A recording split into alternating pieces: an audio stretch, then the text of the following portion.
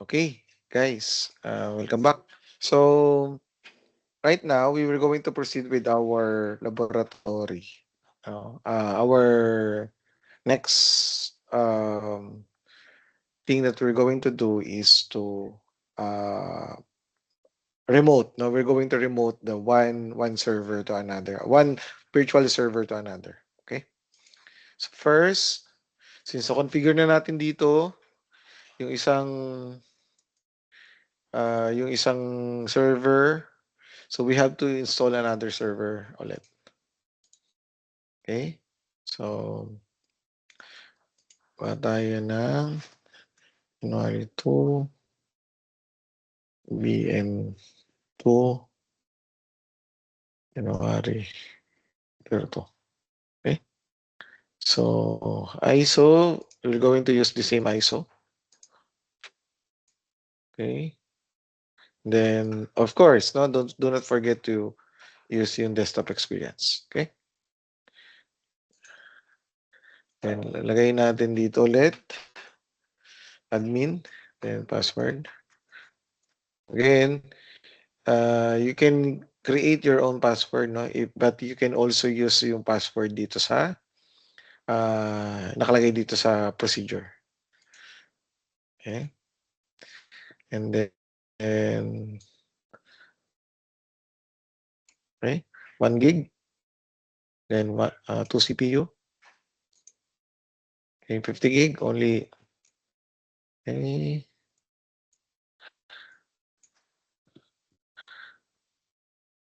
Okay.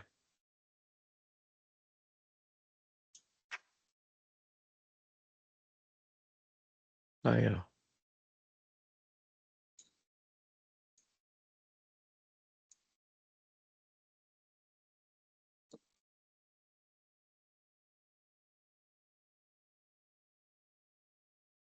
Ganun.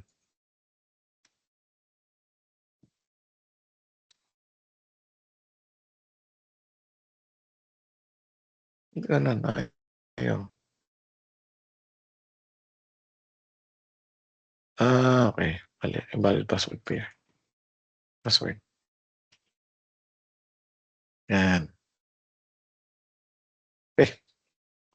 So it will create another one. Let's wait na muna ulit. I will get my audio.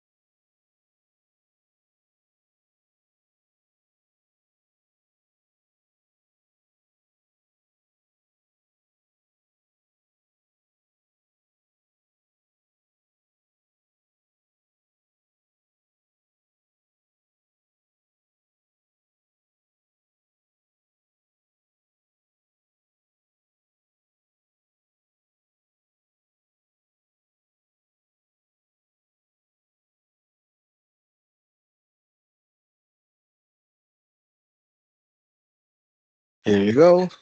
Okay, so punta muna tayo ng control panel.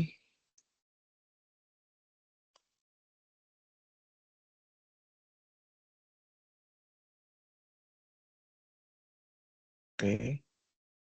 Control panel, network, and sharing center. May punta tayo dito. Properties. And so yung IP address natin kanina is 10.0.0.3. So let's make it 10.0.0.4. Oops. Mali. 10.0.0.4 255 slash 24. Okay. Okay. So let's try, no? Kung mapiping natin yung kabila.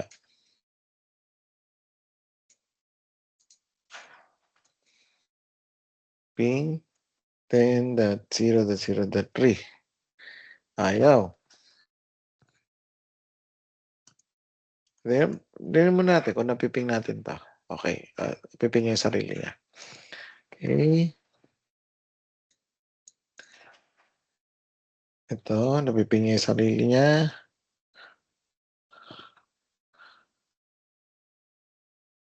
But, yeah. Hindi niya rin napiping. So, tingnan natin dito sa devices, network settings. Okay. Internet network.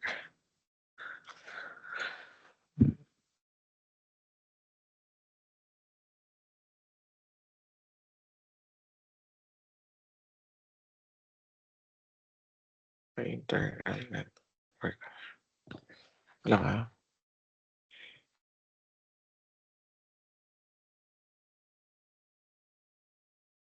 Alam ko na. So,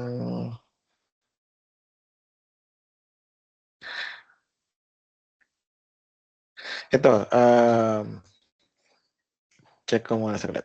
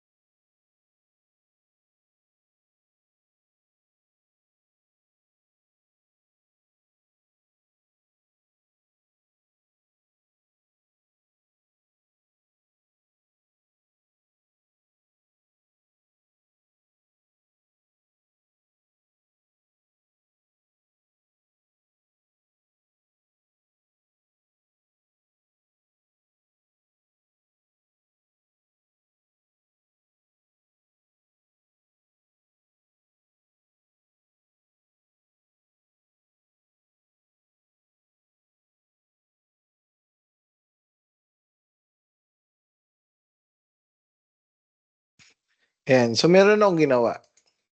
Ha? So, for you to find out kung ano yung ginawa ko, i-announce ko siya once na ah, soon. Pero I want you to ano to find it kung paano ko siya napag-ping. Okay? So, do some research about it and hopefully you can make it or you can find a solution for it, but why do we need to do that, no? That's also part of the troubleshooting, no? Part of our lesson. Okay, so right now I was able to configure it and make it ping, so napiping na silang dalawa, no? So ito IP address ni BM1, ito si BM2. So piping ko si BM1 na 03 and then si BM2 na 04. Oops. Yan. So pingable sila pareho. Okay. So let's move on. So punta tayo sa remote, no? Remote services. So punta tayo sa control panel. Pareho pareho. Pareho ang BM. Security and system security. And then click natin yung system. Okay. Under system, click natin yung remote settings. So, ibig sabihin ng remote, you can able to remote itong BM na to, and vice versa. Okay? And then, click natin yung remote. And then, currently, don't allow. So, hindi tayo makapag-remote. Ano ba yung sinasabi kong remote? Ito. Yung ma-access ko tong kabila. Okay? So, lalagay muna tayo dito. Uh, Notepad. I am BM2. Try natin ito.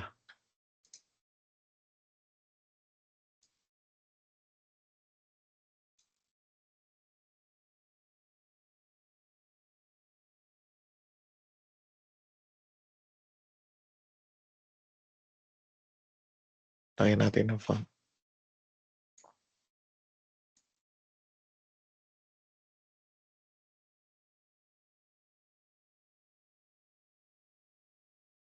Ayan pa natin.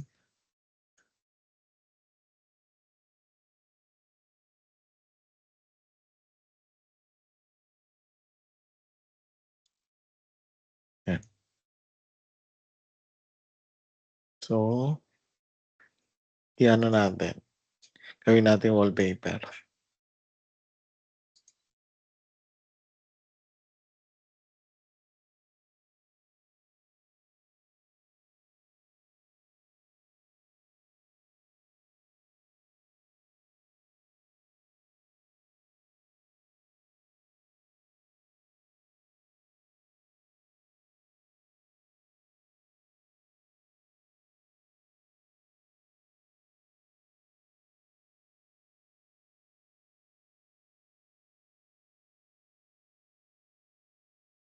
Ayan. So, naka-desktop pa siya. Okay, ganun din gawin natin kay Notepad. INBM1.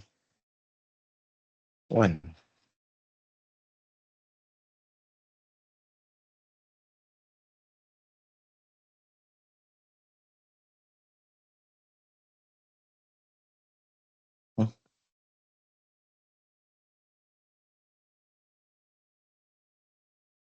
Yan.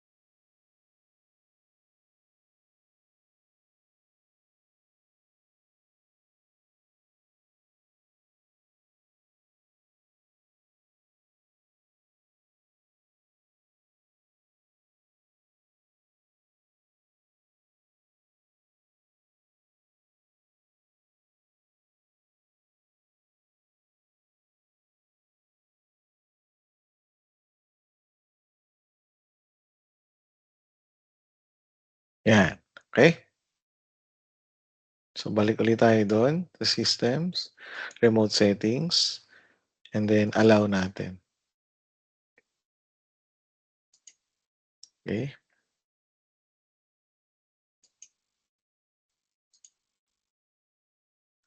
Then,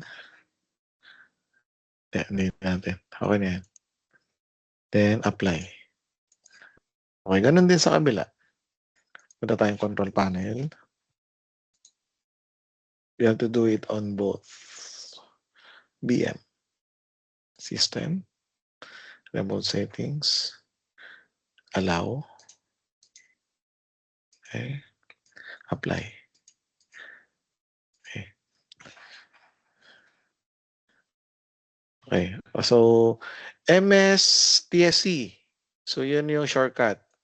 Pwede rin naman punta tayo sa remote. Yan. Pareho lang yan. Okay? And then, since hindi pa siya nakakonect sa compute sa domain, IP address yung gagamitin natin. 10.0.0.3. So,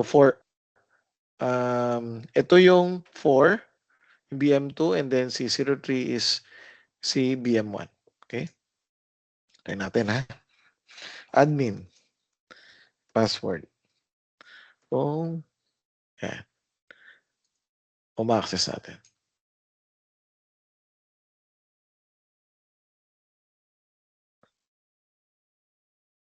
Yan, tingnan natin to ha. Moment of truth, IMBM1. So, ibig sabihin, nakakonect ako remotely. Okay? So, how are we going to disconnect? Pwede natin i-click yung next. Pwede kong gawin kahit ano yan. Pwede kong i-shutdown. Try natin, shutdown natin. Ha? Tingnan natin kung ano mangyayari dito. Restart natin. Tingnan natin kung magre-restart to. Mag-restart siya, di ba? So, it's remote. No? Pwede mong gawin, pwede natin gawin yan. Basta connected sa network. Okay? So, let's do the same thing naman. Remote naman natin si PM2 coming from BM1. Okay? So, again, ang IP address ng BM1, ang BM2 is 04. Oops. IP config. 04. Okay? So, tingnan natin ulit. Nakalagay dyan is IMBM2. MSTSC 10 10.0.0.4. Okay, ano ulit password? Admin, then password. Ayan. Tingnan natin kung makakonect. IMBM2.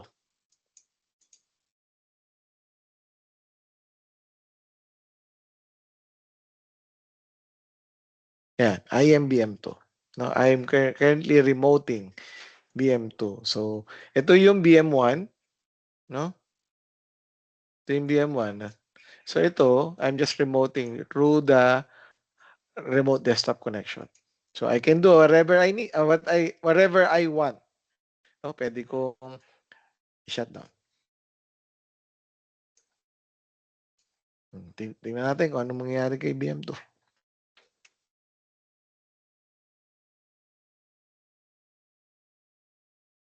Nag-shutdown siya. Okay?